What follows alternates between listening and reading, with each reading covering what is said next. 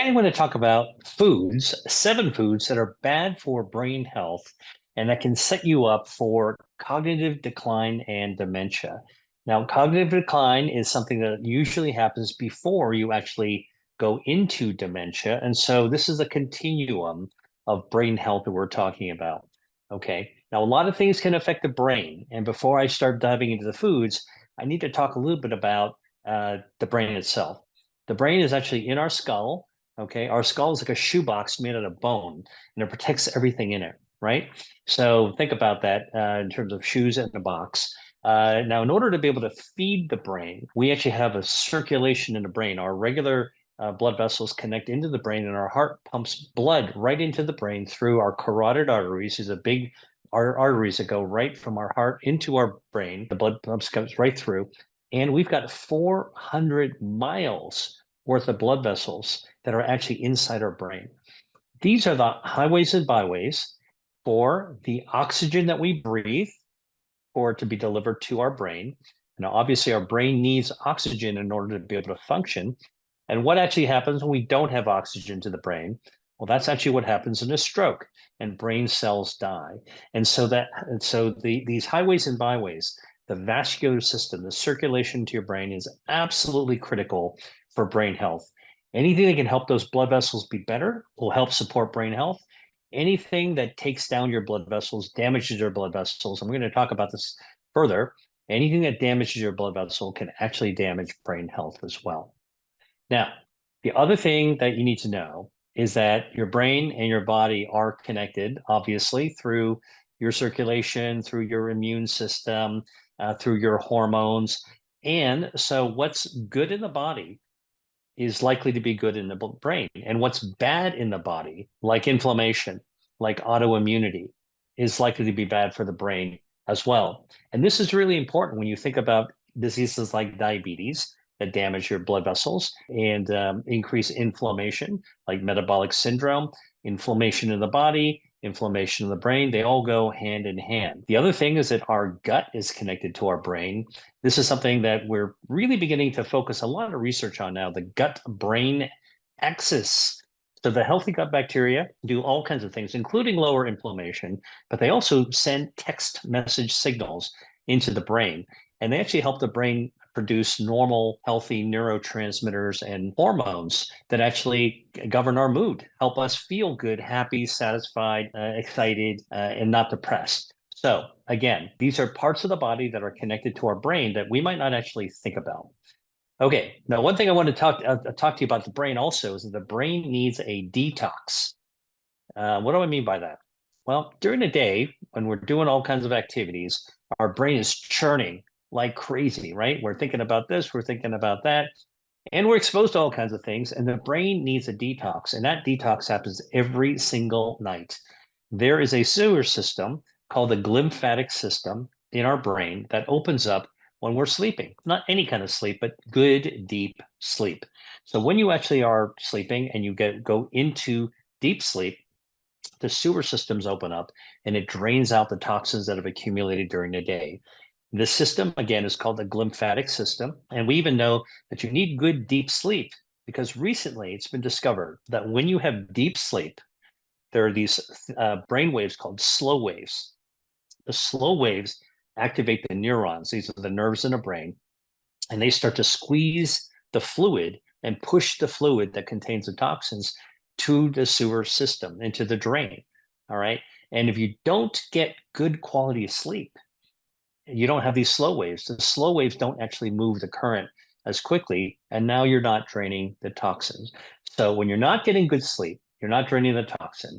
And think about this when you're not getting good sleep. You ever pull an all-nighter? What happens the next day? Your brain is fuzzy, right? That's like brain fog. Well, now we actually know there's a reason for that because you're not actually detoxing your brain because you didn't get enough of those slow waves to clear out the toxins through the glymphatic system. Now, the other thing that's really important is not to eat foods that are good for you that might actually have a impact in a bad way on your brain. Give you an example. Coffee. Coffee is actually a really good food, lowers the risk of cardiovascular disease, even lowers the risk of some forms of cancer. But if you have coffee at night, caffeinated coffee late at night, it's good. The caffeine in your system is going to keep you up and interfere with your ability to get good quality sleep. All right. And when you do that, so you have coffee late at night, you're likely not getting good sleep. You're likely not getting those slow waves, and you're likely not draining as much of those toxins as you want. So, again, a surprising food that actually is not good for your brain if you have it late at night is coffee. And I can tell you, look, I love coffee. When I was training as a physician, both in medical school and in residency, we had to drink a lot of coffee. I didn't have to. I drank a lot of coffee to stay awake. Coffee actually sharpens your alertness, attention, focus, helps you perform better. But because we had to stay up late at night, night after night being on call, we drank a lot of coffee. I think people who do late night jobs overnights, they drink a lot of coffee as well. This actually is a problem because you never really, really get good night's sleep. All right. So this is something that compromises brain health that's connected to a good food that's good, but surprisingly bad if you actually have it late at night. And that is coffee. Tea has less caffeine than coffee, but tea can also have the same effect. Now, not everybody is as sensitive as other people to caffeine. And so this is really an individualized effect. But if you find yourself drinking coffee at night and you find yourself not getting a good night's sleep, don't be surprised if you feel brain foggy the next day, because that's actually what's happening is that you're actually interfering with that cleaning detox process that should be happening in your brain at night. Okay, so we talked about the glymphatic system, we talked about coffee, we talked about why sleep is important. And now I want to sort of touch on this circulation again. That's really, really important because you have to be able to drain those toxins out through the glymphatic system, through the blood vessels, through the sewer system, and then they actually get emptied back out into your circulation. And then your body, your liver will purify everything and bring fresh blood back to the brain. Again, this comes back to the importance of having good, healthy circulation. The vascular system in your brain is absolutely important for long-term durable health. Okay, so coffee, a surprising food that's good for you until it's bad for you when you have it late at night, that can interfere with your sleep and interfere with brain function. Number one. Number two, all right, this one, how many of you have heard that a cup of red wine, a glass of red wine is good for you, right? Alcohol. Well, alcohol is not good for your brain and might not be surprising because if you think about it, if you drink a lot, what happens? You got a hangover, right? When you have a hangover, what do you have? A headache. Well, you know what? And and you're foggy. That actually is an example of what alcohol does to your brain. And here's the whole thing. It turns out that the beneficial aspects of red wine are not the alcohol itself. It might be the polyphenols that are in the cup of red wine or the glass of red wine, but the alcohol itself is a deadly toxin to your organs. Your cells are really, really sensitive to alcohol. Okay, let me tell you, alcohol stuns and can kill heart cells. Alcohol stuns and can kill liver cells, and alcohol is a toxin to your brain cells as well. There's no situation in which alcohol is beneficial, all right, even in red wine. So we're walking back that idea that red wine, a glass of red wine is healthy for you. Now, before I talk about all the things that alcohol does to your brain that's negative, I do want to actually bring up this point that I like to make when people talk to me or ask me about alcohol. I think it's okay for people to have a glass or so of alcohol for the important events of our lives. As long as humans have been growing grapes, they've been fermenting or barley, fermenting hops, we've been actually having alcohol as part of our human rituals. We have alcohol at weddings, we have alcohol at funerals, we have alcohol at graduations, and at big holidays and family gatherings. So I think that, even though it's not good for us, it is something that we actually have incorporated into human ritual. And I'm a big proponent of actually traditions that are important for our society. And I think that of drinking alcohol in those situations, if you're really, really moderate in your drink, is probably fine. Okay.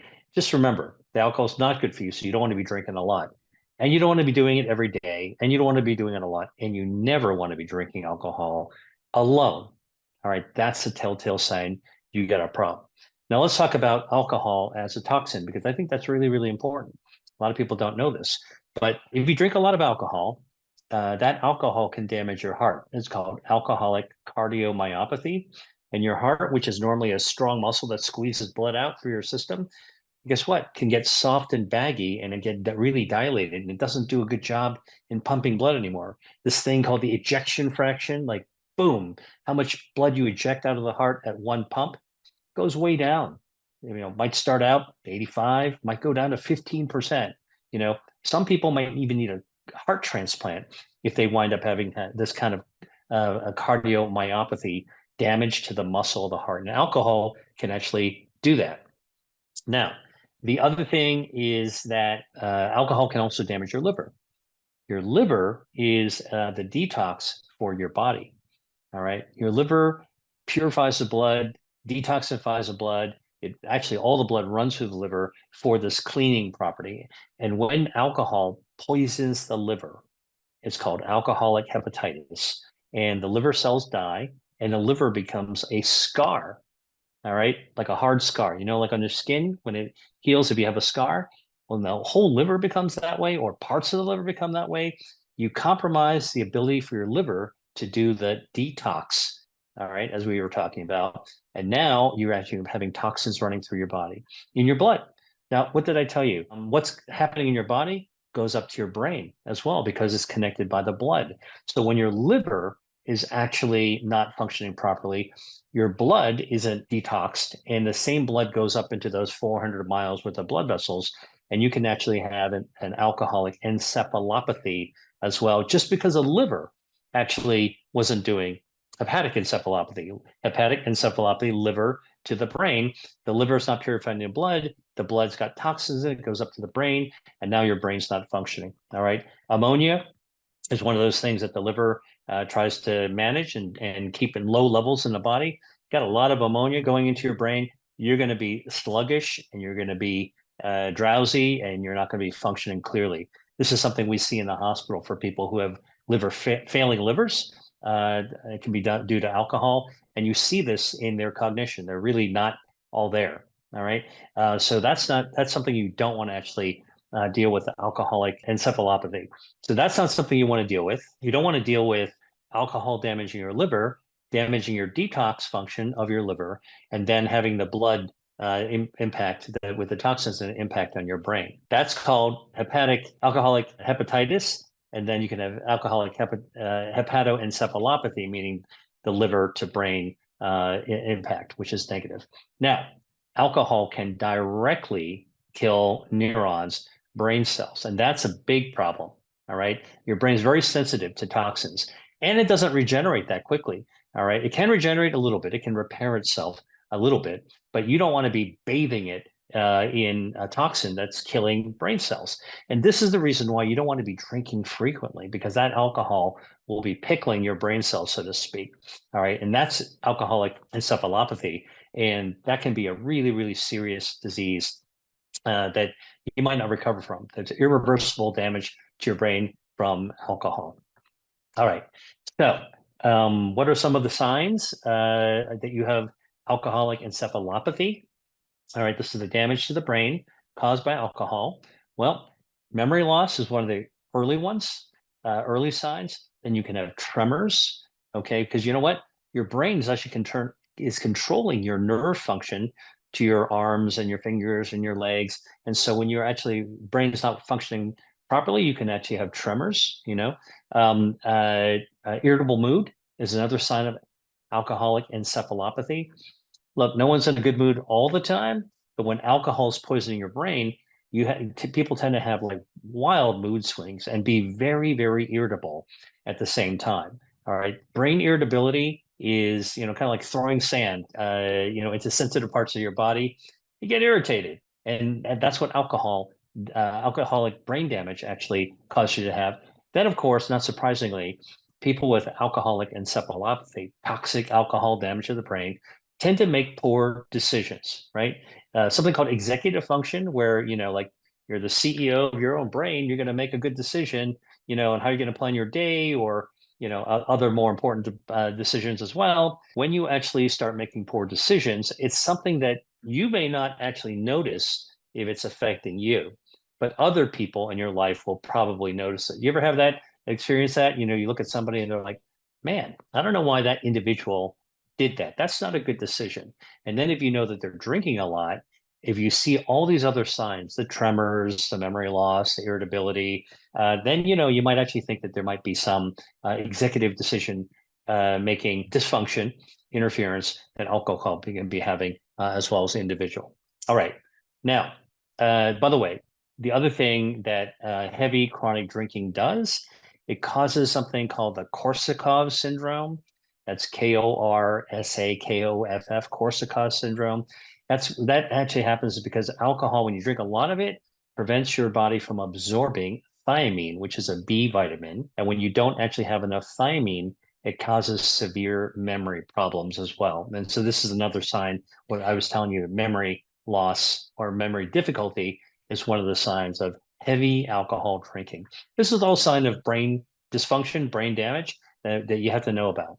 Okay. So again, what I said is that alcohol has been always an important part of human society. So I respect the tradition. I think it's okay if you want to celebrate, if you choose to celebrate with a little alcohol, but in moderation only, like one glass of wine, not two glasses of wine, and certainly not every day, and never, never, ever drink alone. Okay, there's no reason to. It's really about bringing people together. And by the way, using alcohol for cooking, I like to cook, and a lot of times you throw a little white wine or red wine into a sauce or something you're sautéing. That's okay because you wind up actually the heat from cooking will burn off the alcohol. Alcohol is pretty volatile, which means that when you heat it, it kind of turns into a gas and just burns right off. But you wind up still having the nice taste that white wine or red wine can actually impart into the mix. All right. So as long as you cook it off, all right. If you're done cooking and you just pour the alcohol in there, basically it's like drinking the alcohol, and that's not good for you.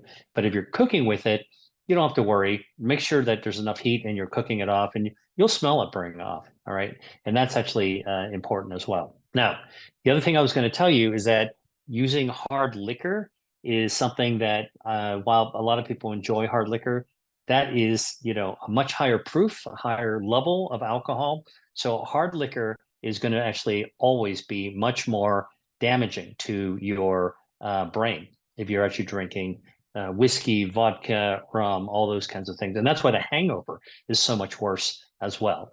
Okay, now, so we talked about coffee at late at night actually causes cognitive dysfunction because you're not pure detoxifying. We talked about alcohol damaging your heart, your liver, your brain directly. Now, here's a third one is a high carb diet. High carb diets. All right. Excessive carbs, let me explain. Excessive carbohydrates, which are basically sugar molecules, is what carbohydrates are. When you absorb them into your system, it's a lot of energy you're putting in, a lot of calories. Your body has to work really hard to store those calories in your muscles and body fat and then burn them down. All right. That's really energy. That's your metabolism. And when you actually have a high carb diet where you're eating a lot of carbs, that stresses out your metabolism. All right. So when you're really, really stuffing yourself with carbs. So let me tell you how this works. You're eating food, it's got carbs in it. The carbs get broken down into sugars. Those sugars wind up getting stored as fuel into your fat cells. Your fat cells will expand if you continuously eat high carb diets. You're going to be stuffing more and more fuel into your body fat. And then eventually you're going to grow your body fat way beyond what you actually need for normal, healthy metabolism and for health. And when your fat mass expands because you've eaten so many carbs, you are actually growing your body fat in excess. Excess body fat is very harmful. And why is that? Because excess body fat, as it grows bigger and bigger, outstrips its blood supply. Fat needs a blood supply as well. And when fats expand, it's almost like a tumor. Tumors are growing really, really fast, and then there's not enough blood vessels to feed them. And what happens when there's not enough blood supply? There's not enough oxygen. Well, parts of the tumor or parts of your body fat actually become hypoxic. That's the term we use to describe not getting enough oxygen. And hypoxia triggers a reaction where inflammation comes in. When you have too many carbs and you got way too much energy and way too much fat that's built up, and that fat grows, it outstrips its blood supply, it becomes hypoxic, doesn't have enough oxygen, and inflammation starts to set in. Now, this is really bad when you have too many carbs and you're growing visceral fat. Visceral fat is not the fat that's under your arm, under your chin. It's not the muffin top. It's not in your thighs. It's not in your butt. All right. Visceral fat is inside the tube of your body. And I don't care if you're a thin person and you have a small tube or you're a big person, big body size, and you got a big tube. The size of the tube isn't what counts. What counts is how much fat is growing inside that tube. So you could be a skinny person, but have a lot of fat growing in there. All right. And so you've heard of skinny fat. That's what it is. Now, when you have a high carb diet for over a long period of time, that fat, that visceral fat grows inside your viscera. Viscera means your gut, okay, your guts. And this is like the kind of fat that grows like a baseball glove. It wraps around your organs. And when it becomes inflamed, guess what? Your entire organ system becomes inflamed. Your whole body gets inflamed. And remember what I told you at the very beginning. If your body gets inflamed, then your brain's going to actually suffer from the inflammation as well. Now, one of the other things that happens with a high carb diet is that when you overstuff your metabolism, you're going to wind up putting yourself at risk for developing something called metabolic syndrome. Now, what is metabolic syndrome?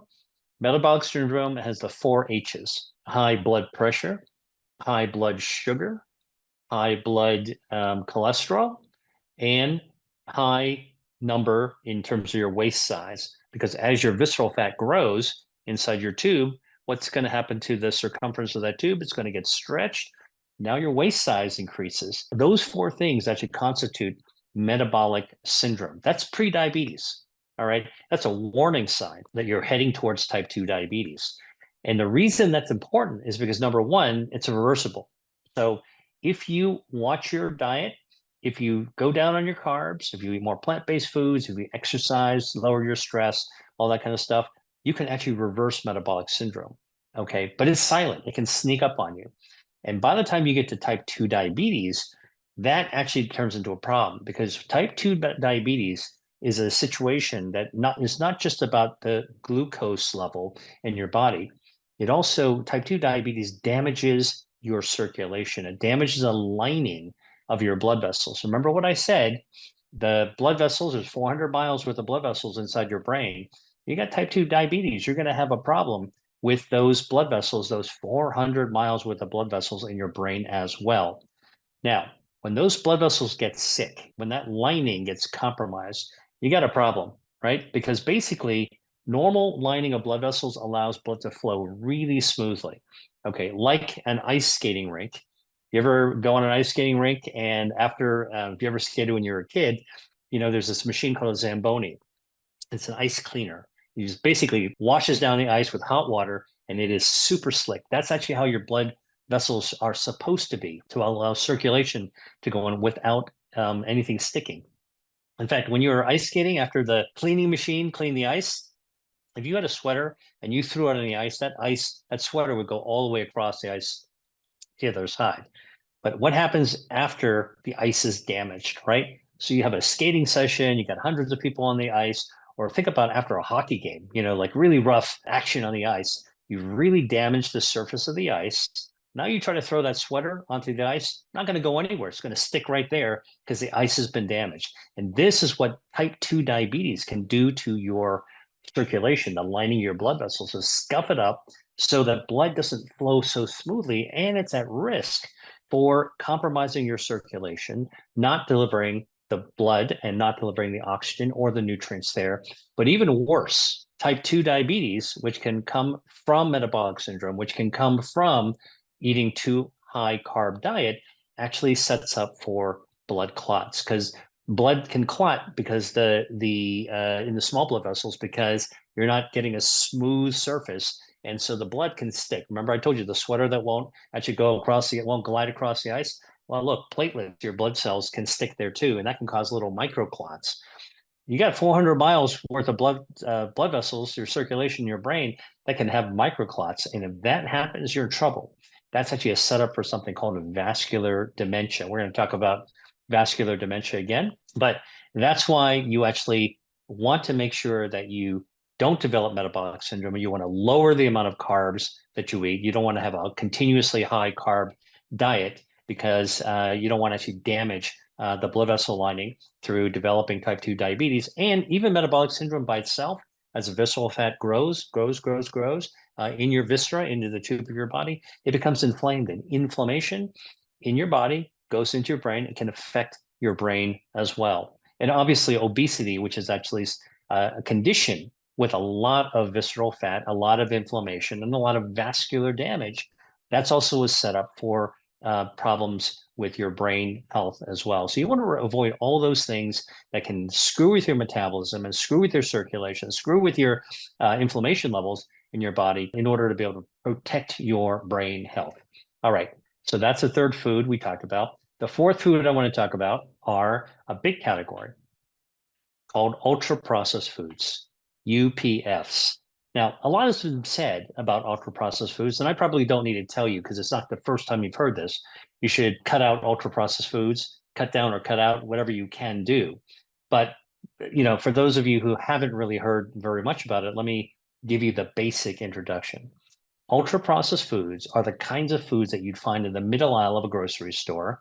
They come in a box, they come in a can, they come in a bag. All right. They're made out of a factory. They take raw ingredients and they combine them together, and sometimes they extrude them. They form them into shapes that don't naturally occur in the whole food. And if you look at the ingredient label of ultra processed foods, and I encourage everybody who's shopping to look at that ingredient label, okay, you'll start to see chemicals in there that you don't recognize. You can't pronounce them and you don't know what they do in there. And these are the things that are like artificial preservatives, artificial coloring, artificial flavoring, and artificial sweeteners as well. All these things can actually be in ultra processed foods, and it's really bad. I'll tell you why it's actually bad. We are starting to now realize that these ultra processed foods with these chemicals, the chemicals can actually damage our gut microbiome, the healthy gut bacteria in our gut. Now, remember I told you gut health is linked to brain health. So when your gut bacteria are sick, it makes it really hard for your brain function to be healthy as well. In fact, it can directly compromise brain function. Let me explain a little bit about this gut-brain connection because I think it'll make it a lot easier for you to understand. Okay, so we've got about 39 trillion bacteria, and a lot of them are in our gut. It's like an ecosystem, like a neighborhood. And it's like a good neighborhood. The bacteria collaborate and they cooperate together. Good, healthy gut bacteria, you know what it does? They actually lower inflammation in our body. They're part of our inflammation control system. When our gut bacteria are happy, if we're inflamed, they'll turn down the inflammation like a volume control on a radio. The other thing our gut bacteria does is they actually support and boost our immune system. About 70% of your immune system is found in the lining of your gut wall, the wall of your gut, in that gut lining.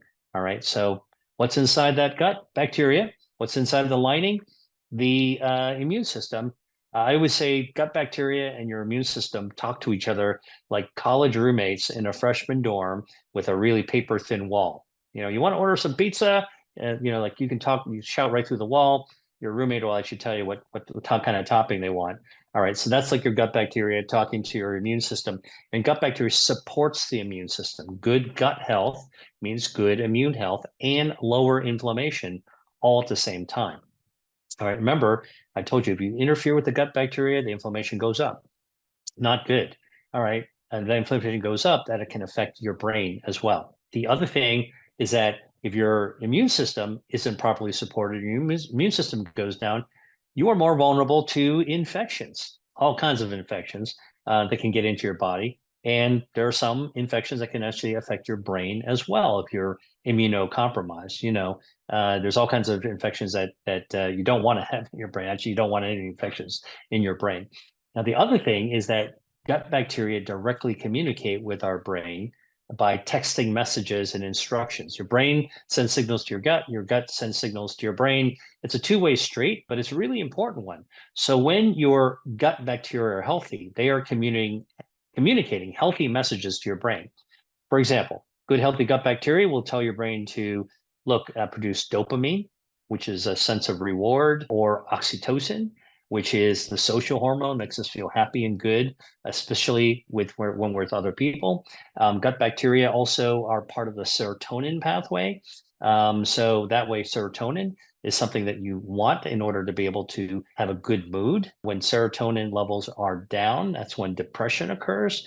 And so when you actually mess with the gut health, you wind up interfering with inflammation, immunity, and this gut-brain mood axis, which, brain health, your mood health, your mental wellness is also part of brain health as well. Okay, having said all that, we were talking about ultra-processed foods. The chemicals in ultra-processed food can damage our gut bacteria, and you can have unhealthy, so the good bacteria wind up getting damaged, but you can also have bad bacteria starting to grow. Now, when the good guys are damaged, that's not good because you're not having the right worker bees doing the things that we need to have happen. All right.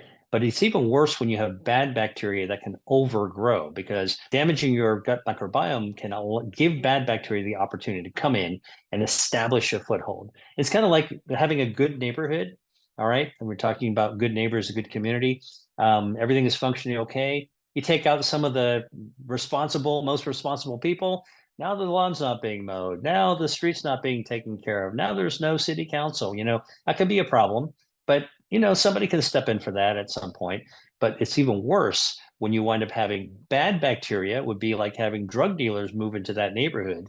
Now you're not only weak, you don't have the good guys. Now you got bad guys moving to the neighborhood. And now it's when all kinds of mischief can occur and all kinds of problems in that neighborhood, right? So it's not just dysfunction. Now you've got malfunction. And that can also happen when you damage your gut bacteria as well. Maladaptive behaviors in the gut can actually have a big consequence in the brain. So back to the ultra processed foods. This is something that you want to cut down or cut out, because ultra processed foods, some of the chemicals in there have been found to actually damage your gut microbiome. And that can affect inflammation, it can affect immunity, and it can affect the gut brain axis. By the way, there are some ultra processed foods that, might look like they're good, but surprisingly, they're not good. Here's a good one. Like if you actually get, factory produced flavored nuts or chips, even if they say organic and whole grains, but they're actually extruded. Please take a look at the ingredient label, and you'll see all these other chemicals in there. Something that might look like a health food, like a health bar, take a look at all those ingredients in there.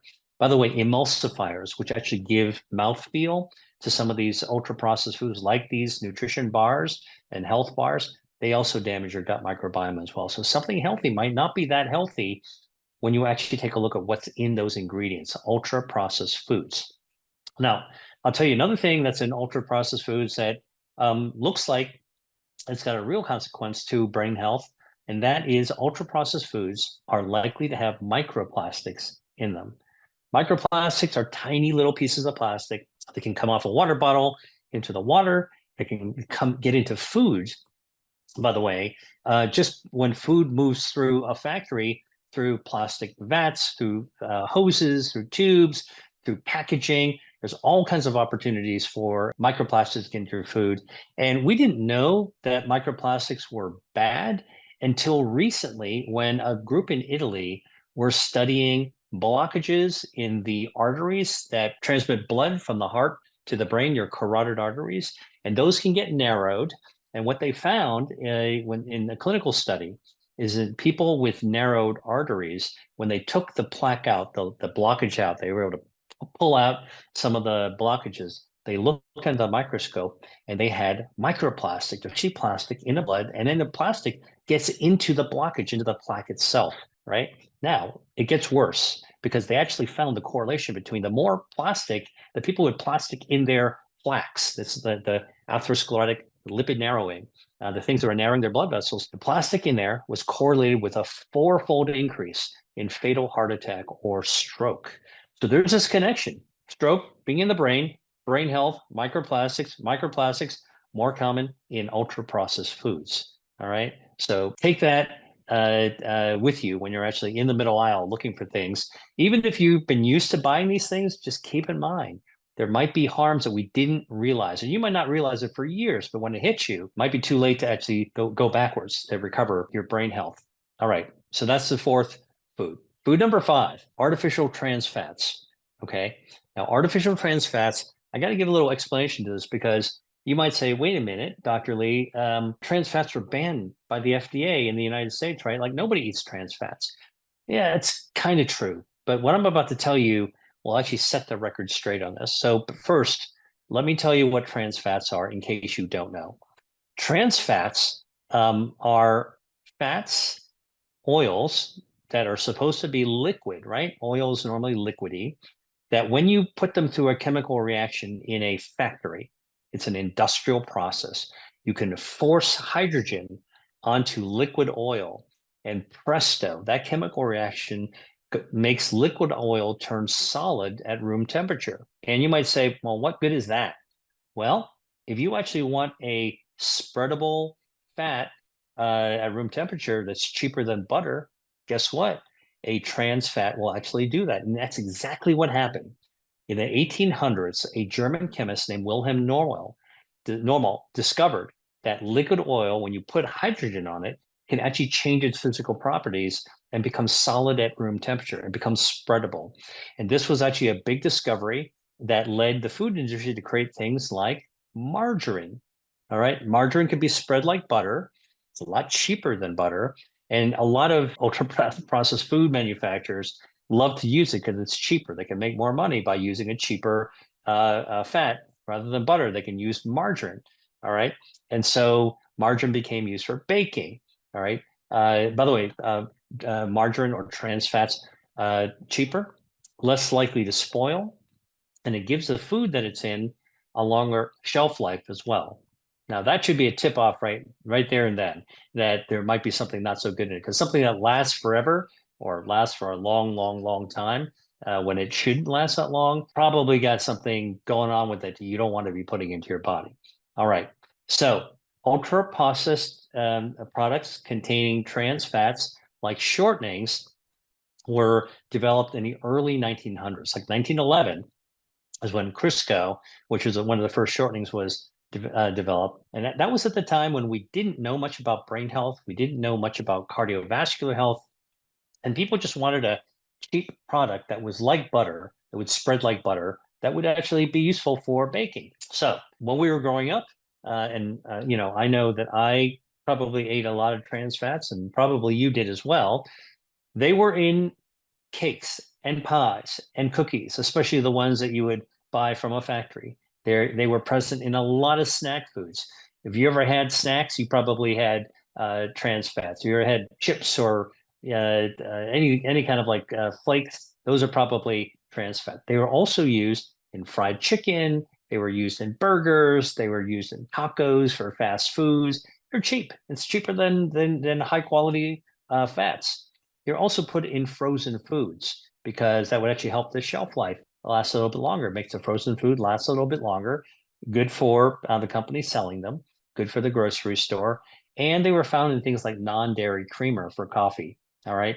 So I'm just telling you, trans fats were found in a lot of different things. Okay. So they were banned. I'm going to come to the ban in a second. But why were trans fats bad? Well, when they were developed, we didn't know anything about cholesterol. All right. But now we actually know that trans fats raises your bad cholesterol and lowers your good cholesterol. Completely what you don't want to do. Trans fat raises your bad cholesterol and lowers your good cholesterol. And that sets you up for atherosclerosis, which is narrowing of your arteries with plaque. All right. Kind of like your sink that gets clogged, the plumbing gets clogged, and that sets you up for cardiovascular disease. And when your heart is not working well and your blood vessels are clogged, that also affects your brain as well, damages brain health. Now, the other thing is that trans fats cause inflammation in the body. Remember, I told you inflammation in the body means inflammation in the brain, not good. And trans fats also damages blood vessels. the lining of the blood vessels we talked about. And when you have vascular damage, damage to the circulation in the body, that actually sets up for damage to brain function as well, compromises brain health. You see, this is why trans fats were so damaging to eat. And so many of us ate them for like decades. The other thing is that trans fats reduces something called nitric oxide. Nitric oxide is a natural substance in the body, produced by the body. It's a critical signal for your nerves, for your brain. It's also critical for your blood vessels as well. And guess what nitric oxide in a healthy body does? Is it causes your blood vessels to relax, widen, and so your blood pressure falls because when your blood vessels relax, your blood pressure is going to go down. When you don't produce nitric oxide and trans fats interferes with your body's ability to produce nitric oxide, guess what? Blood vessels have a hard time relaxing. They're tense. When the blood vessels are tense, blood pressure jets up. And high blood pressure, hypertension, is a silent killer because it sets you up for having a stroke, which is a heart attack of the brain. All right. So trans fats also linked to cardiovascular damage and brain damage as well. One last thing is that nitric oxide has also been discovered to help neurons, the nerve stem cells that help to support and regrow and repair neurons in the brain to be able to function. So when you actually damage those neurons, you damage those nerve stem cells, you wind up having a difficulty in repairing the brain as well. So for every reason I just gave you, and there's a lot of them, trans fats are really bad for brain health. Now, you say, well, wait a minute, they were banned, right? You said they were banned. That's right. On June 18th, 2018, the United States banned trans fat in all foods. All right. However, there's a trick to this, and you got to know what what the caveat is. All right. You can still find trans fats in your diet, even though they were banned. And those trans fats you want to avoid because they can damage brain health. So here's how it works. The regulation in 2018 said if there's less than 0.5 grams of trans fat in the ultra processed food, the company can say on the label that there are 0 trans fat. Let me repeat that. The regulation said if there's less than 0.5 grams of trans fat in a food, they can just put 0. There's 0 trans fats, right? But that's not 0. 0.5 is not 0. And here's the issue. If you're somebody who eats ultra processed foods day in and day out, week after week, month after month, you keep on eating them. The 0.5, 0.5, 0.5 grams are going to add up, right? And that's how you actually can build up those trans fats to do all those harmful things that I mentioned to you just a little while ago that can actually damage brain health as well. So it's really about building up and stacking those small amounts that you can actually get. Now, what are some of the types of foods that might have small amounts of trans fats that you might not even be aware of? Peanut butter, non-dairy creamer, vegetable shortening, commercial baking things like pie crusts, pastries. Just be careful about those. They might say 0 trans fats. Remember what I told you, they can actually contain up to 0.5. And this is, again, why those ultra-processed, factory-made food products, tricky, all right? When in doubt, cut them out, all right? Another reason to actually reduce your intake of ultra-processed foods. Now, you should know that some trans fats are also produced by deep frying. Now, we all know that eating fried foods is not good for you. The process of frying causes, the brown, there's something called a Maillard reaction. It's a chemical reaction. That's what turns fried foods crispy, golden brown and crispy. Now, look, I actually really enjoy crispiness. Who doesn't like fried food, some crispy food, but it's not good for you. Okay. And that's why you should really cut it down or cut it out. And I really try to avoid fried foods. That the acrylamide actually is kind of like a plastic, and actually a carcinogen. If you eat a lot of fried foods, eat once in a while, once in a blue moon. You go to a carnival once a year and you have a corn dog, it's not going to kill you. Okay. Or whatever the fried dough. But I can tell you, if you do it a lot, and there's a lot of people who are used to eating a lot of fried foods on a regular basis, that winds up becoming dangerous. But frying itself can also generate some small number of trans fats just by the deep frying process. So if you eat fried foods all the time, not only are you going to get acrylamide, which you want to avoid, but you're also going to get some amount of trans fats as well. Now, other foods have a small amount of trans fat also. For example, red meat, beef, and lamb has some trans fat. And what do you know, right? We're supposed to cut down or really go way down or cut out our red meat because of saturated fats, et cetera. Now, here's another reason is that there's a small amount of trans fat in there. Again, if you really love beef or lamb, it's okay to eat it once in a while, but don't eat it all the time because this is another reason. It's got a little bit of trans fat in it. Same thing as butter, milk, and cheese. All right. All these products wind up having a little bit of trans fat. Now, cheese, for example, is a probiotic food. A little bit actually could be good for your gut health, but it's got a lot of salt. Salt increases your risk of hypertension, high blood pressure, which then puts you at risk for stroke, which can damage your brain. Saturated fats that can actually increase your risk for cardiovascular disease. What's not bad for the heart, bad for the brain, all the same, bad for your blood vessels. Hey there, I want to share another resource with you. My free resource on foods that can impact on brain health, specifically Alzheimer's disease and dementias. Important research is helping us to appreciate that your diet, can make a marked difference when it comes to your brain health. So I want to share 3 foods that you can add to your plate today that can help you avoid cognitive decline. Check out my resource, available for free right now in the caption below. Now, back to the video. So again, some of these reasons, this is why we say eat in moderation and know what you're eating and know what you're eating that might be bad for you or not so good for you, is so you're making an informed decision. And there's so many other foods that are good for you that I write about in my books, Eat to Beat Disease, and my book, Eat to Beat Your Diet. You might want to check those out. Okay. But so if you're going to eat any of these foods that are harmful, that might contain trans fats, just know what you're doing. You're taking this risk, and you can actually then decide whether you want to go through with it or not. Okay. Next food is soda and sugar sweetened beverages. There's been a lot said about cutting soda out. And the reason is what? Soda's basically a high carb food.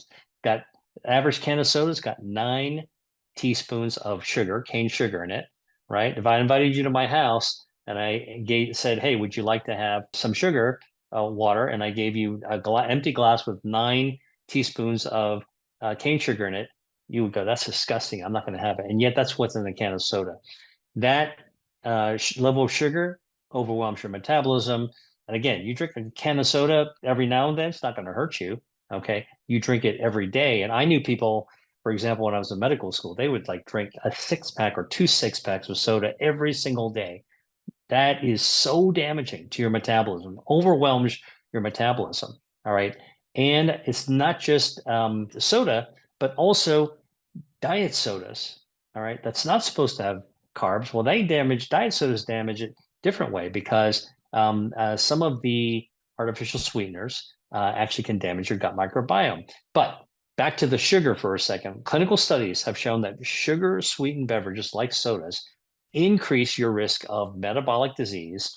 And once you have metabolic disease, metabolic syndrome, type 2 diabetes, now you are setting up for all the damage that diabetes can actually cause. That's been shown to increase the risk of dementia because it actually damages your brain health as well. Also damages your vascular, your blood vessels and your circulation. Remember, there's that 400-mile network of blood vessels in your brain. These are all good reasons to cut down or cut out your amount of soda. Now, there are also beverages that are not sodas that are also sugar sweetened. For example, if you look at some fruit juices or iced teas, you might get at a gas station or at an airport. A lot of times they are sugar sweetened.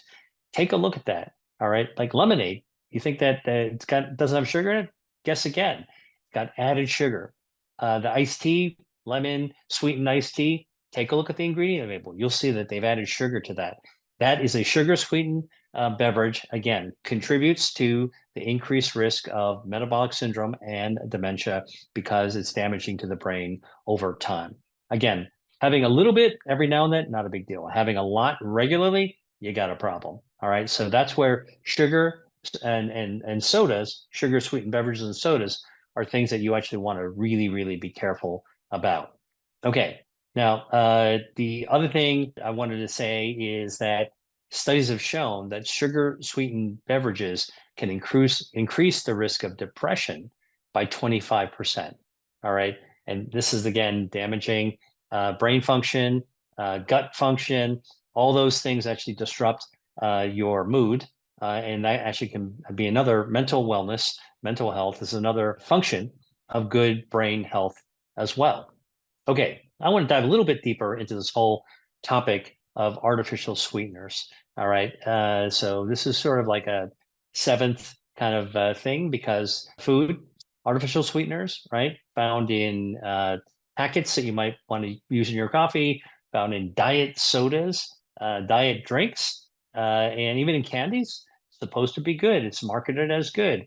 Well, we are now beginning to realize, once the science allows us to understand our gut microbiome a little bit better, that artificial sweeteners like aspartame, sucralose, xylitol, erythritol, saccharin, these artificial sweeteners, which are found in a lot of these types of products, they don't actually give a caloric load, okay, in our body. So when we eat them, we don't absorb them and they get stored as energy. But what they do is they tumble down to our gut, and guess what? They feed our gut bacteria, and our gut bacteria does not like them. They're toxic to our gut bacteria. They actually damage our gut bacteria. Remember, we talked about this earlier. When you damage your gut bacteria, now you're damaging your ability to lower inflammation through your gut. You're damaging your ability to support your immune system, which can prevent you from getting infection. And among other things, it damages that messaging between your gut and your brain. So when you have artificial sweeteners, it actually sets you up for having damaged gut, which then would damage your brain function as well. And in fact, clinical studies have actually shown that artificial sweetener intake is correlated with an increased risk of high blood pressure, which sets you up for strokes, strokes themselves, and increased risk for dementia. All right, this is all correlated with increased artificial sweetener intake. So next time you're ordering something and you say, well, I'll have the diet one, think again. It's probably not such a good idea for a lot of different reasons. And again, there's a study from Harvard Medical School in 2023 that looked at 31,000 females aged 42 to 62, and they were looking at what the correlation with artificial sweeteners and brain outcomes and brain health outcomes. And they found that those women who had more artificial sweeteners had a 26% increased risk of developing depression. All right. So what is the link? Gut health, brain health, social hormones. You disrupt that gut health, you're going to interfere with your brain health. And this is what's been connected in population studies looking at women who actually consume higher amounts of artificial sweeteners. So just cut them out. All right. All right. I'm going to give you a bonus food because I think it's really important for you to know and might be surprised. Again, this is sort of a surprising food that's supposed to be good for you, that might be have an unexpected damage for brain health or harm for brain health. And that is seafood. Now, seafood is a really good food. All right. And it's good for you because it's a good source of protein, and it actually has omega-3 fatty acids, which is really, really important. Now, the thing is that some forms of seafood actually contain mercury. Mercury is a heavy metal. It's actually naturally found in the ocean. It's naturally found in the earth. And there's a lot of toxins that get leached into the ocean, and tanker spills and all kinds of other things that get dumped into the ocean where there's a lot of extra mercury in there. And mercury is just eaten as part of the, fish swimming in the sea. The tiny fish get mercury. Bigger fish eat the smaller fish. Bigger fish yet then eat those slightly smaller fish, and so on and so forth. And so the higher in the food chain you get, the more fish has been eaten collectively that actually has mercury. So the big fish like swordfish, bluefin tuna, sharks, tilefish, for example, they wind up actually collecting a huge amount of mercury in their bodies. All right. So you got to be careful eating a lot of these big fish like swordfish, and eating sushi even. For example, every day if you have sushi, the amount of tuna that you might actually have mercury in as well. Now that mercury, you can actually even detect it in your hair. Like if you're eating it, it accumulates in your hair. You cut your hair out, a piece of your hair, send it to the lab. You can see how much mercury you actually have in your body. In fact, that's actually been done. That's one way to actually test how much mercury you actually have. So always better to eat lower on the food chain when it comes to seafood. All right. Cod, mackerel, sardines, anchovies, those are lower in the food chain. They're likely to have less accumulated mercury in their body.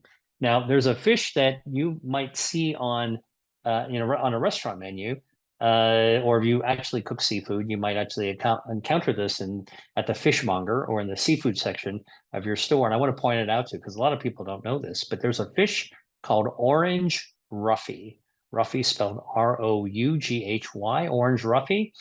Orange roughy is really, really high in mercury. And that surprised me. I had no idea why orange roughy is high in mercury. But here's the explanation. Orange roughy is a remarkable fish. It lives a long time. In fact, an orange roughy can live to 140 or 150 years. Like they're basically the masters of longevity in the sea. And over 100 years, a century of eating stuff in the sea, guess what? They accumulate a lot of mercury in their body. All right. And that's because they're just eating a lot of stuff over time. All right, let's get down to the nitty gritty now. So, what does mercury do for brain health? Well, mercury is a heavy metal that's toxic to the brain.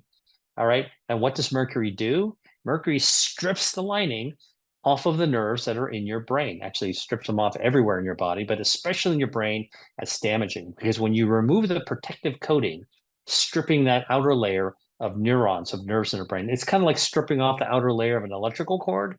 What do you think is going to happen? The electrical might short. It's not going to function properly. And in the brain, when you strip these neurons, strip all those nerves, they tend to clump together. Now, what do you think would happen if you strip the lining off of the cord to your iron, okay, and a couple of other instruments, your toaster, your microwave, your television, and then you bunch them all together and you turn on the electricity? Guarantee you, it's going to fry. And basically, without the sheath, when they're clumped together, your brain neurons don't work normally, and that's why mercury poisoning leads to poor brain health and brain toxicity. All right. And that interferes with cognition. All right. And so you really want to be careful about eating seafood that it's high in mercury. And that's the reason why. And again, just like coffee, coffee is good until you have it late. Seafood is good as long as you eat lower on the food chain. And I wrote about lots of seafoods that are beneficial in my book, Eat to Beat Disease. There's a whole chapter about healthy seafoods. I explicitly removed. There's none of the seafood there that's high in mercury. I talked about all the seafoods that are safer to eat because they have high omega-3s, but low in heavy metals and mercury. Now, why are omega-3s good for you? Well, omega-3s, which are found in seafood, including cod, hake, halibut, the mild white fleshed fish, and mussels and clams and oysters and shrimps, wild caught shrimp. Even lobster actually has omega-3s.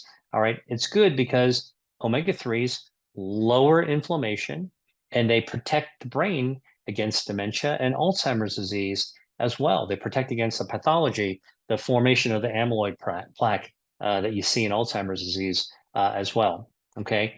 Now, the other thing is that omega-3s actually protect the lining of the blood vessels, all right, which is really important for brain health, for brain circulation, the 400 miles of the highways and byways of the circulation in your brain as well.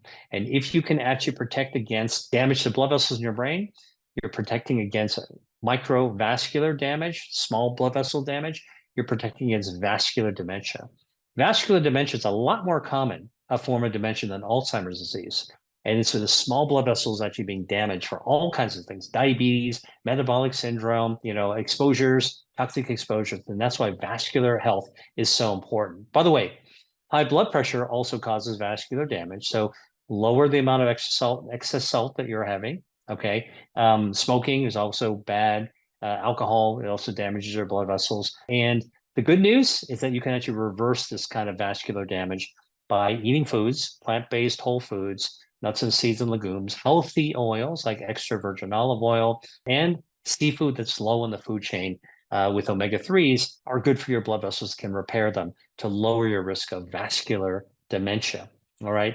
So anything that you eat that can cause inflammation, like ultra-processed foods, can actually damage your brain, can damage brain health. Anything that influences your gut health, raises inflammation, can actually damage your brain health, can compromise your brain health. Anything that damages your blood vessels, that 400 miles of highways and byways, bringing blood and oxygen and nutrients into your brain to help the brain stay alive and functioning well can damage brain health as well. And so, backing up for a second, this is what I really want to leave you with is that the brain is one of our most critical organs for our function. It's the most powerful organ in the body, frankly, but it's also really vulnerable to a lot of things that we can feed it, that we do feed it, that we don't realize until now that we probably shouldn't have had them in our food supply to begin with. An example, those trans fats found in all those snacks I was telling you about, or the mercury that would be in the seafood that we might have been eating until we realized that we actually want to cut down on those heavy metal, mercury laden seafood. And we also want to be able to cut down on the things that can actually damage our circulation because we really rely on the good, healthy vascular supply that feeds our brain as well. So I know I spend most of my time talking about what are the good things that you can add to your body for better health. But this is something that was really important to me to share with you. Are what are the things that are you might think are okay to actually cause compromise your brain health? So I wanted to take this video and really emphasize what some of those things that are surprisingly harmful to your brain health might actually be. Hope you learned something, and thanks for watching, and I'll catch you in the next video. Hi there. If you enjoyed watching this video, I know you'll love the next one. Stay here and check it out, and I'll see you there.